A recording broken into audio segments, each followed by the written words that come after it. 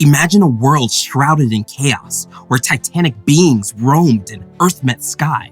In this realm of raw power and intrigue, gods and titans clashed for dominance. Welcome to the world of ancient Greece, where every whisper in the wind, every rustling leaf, every shimmering star has a story to tell. Strap in as we journey back to this primordial battleground. The birth of the universe began with chaos, an endless void that defies description. From this abyss, the spark of order came to be, and the first entities took shape. Order can be good, cyclical and predictable. It allows for life to flourish. But if all things are cyclical, so are the universe's flaws. Gaia, the Earth, emerged vast and nurturing. Alongside her arose Tartarus, the dark abyss below the Earth, Eros, the force of attraction and love, and Erebus, the embodiment of darkness. Nyx, the embodiment of light, formed a union with Erebus to create Hemera, the deity of day, and Ether, the deity of space and light. But one of the most pivotal creations was Uranus, the sky.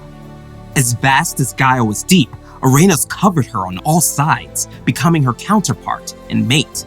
Together they represented the balance of the world, earth and sky, feminine and masculine, depth and height. Their union was passionate and fruitful. Mountains, valleys, and the starry heavens took form. Yet, as with many tales of creation, harmony didn't last. After they, Gaia and Uranus gave birth to a new generation of beings, the Titans, the Cyclopses, and the Hecatoncheires.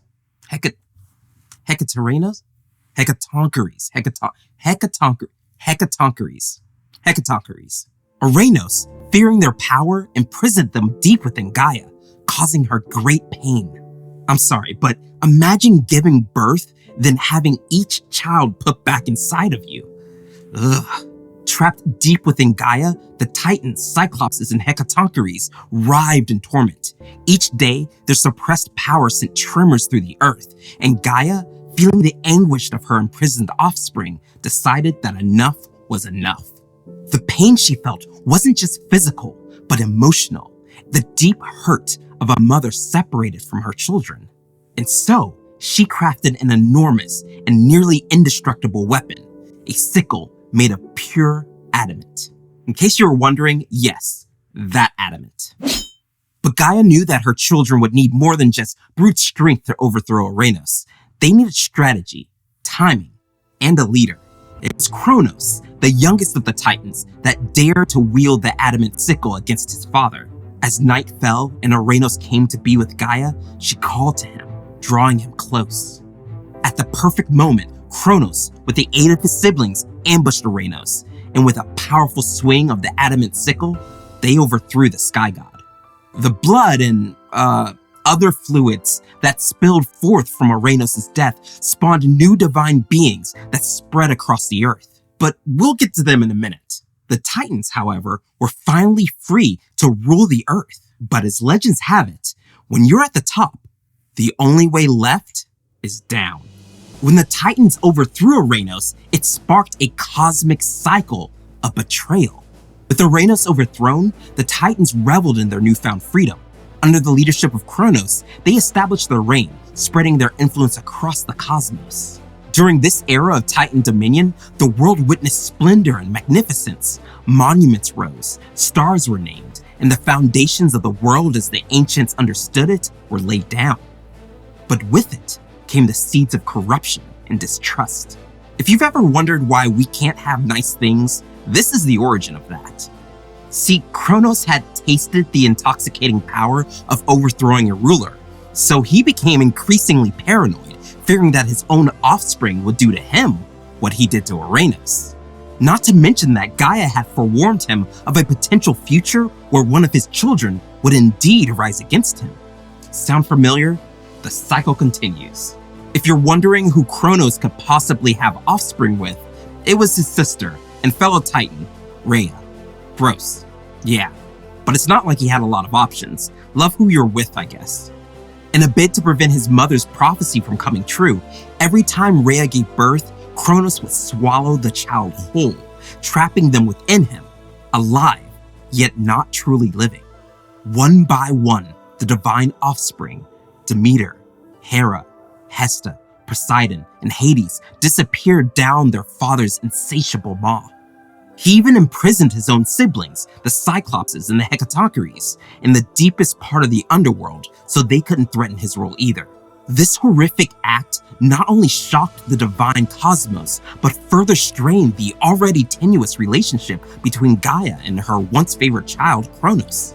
Like Gaia before her, Rhea hatched a secret plan, a scheme to save her next child. Assisted by Gaia, Rhea journeyed to the secluded island of Crete, away from the prying eyes of Kronos and the other Titans. There, in the heart of a vast cave, she gave birth to her youngest child, Zeus. Then, in a masterstroke of deception, Rhea wrapped a stone in swaddling clothes and presented it to Kronos as her newborn. So eager to consume this child as he had the previous ones, Kronos swallowed the stone without a second thought. Meanwhile, the infant Zeus was safely hidden away. And remember those other divine beings that were created when Kronos slew Uranus? They aided Rhea in the care of the child, providing him with sustenance and drowning out any sound that might betray the baby god's existence. Gaia imparted to Zeus the tales of the cosmos, his lineage, the cruelty of his father, and the sad fates of his swallowed siblings. With each tale, a fire grew in Zeus's heart, a desire to challenge the tyranny of the Titans and liberate his siblings. Upon reaching maturity, Zeus sought out Metis, a Titaness renowned for her wisdom and cunning. Together they fashioned a potion, which, when presented to Kronos as a gift, would force him to regurgitate everything he had swallowed, including Zeus's trapped siblings. Metis told Kronos that the potion would make him immortal, thus protecting him from his fear of being deposed by his children. Kronos was a guy who swallowed a rock without hesitation, so Metis might not have even needed the story to get him to drink it. The plan worked flawlessly. As Kronos drank the potion, he was seized by a violent retching, and one by one, the gods and goddesses he had swallowed emerged, fully grown and brimming with gratitude towards their youngest brother and savior. As Zeus stood tall with his liberated siblings beside him, there was a sense of impending revolution. A rebellion was brewing, one that would shake the very foundations of the ancient world. The tides of destiny were about to take a dramatic turn. The Titanomachy was coming. But that's a story for another time. If you're caught in an infinite cycle of betrayal, toss in some chaos and check out the links to the awesome stuff in the description. Until next time, err on the side of awesome.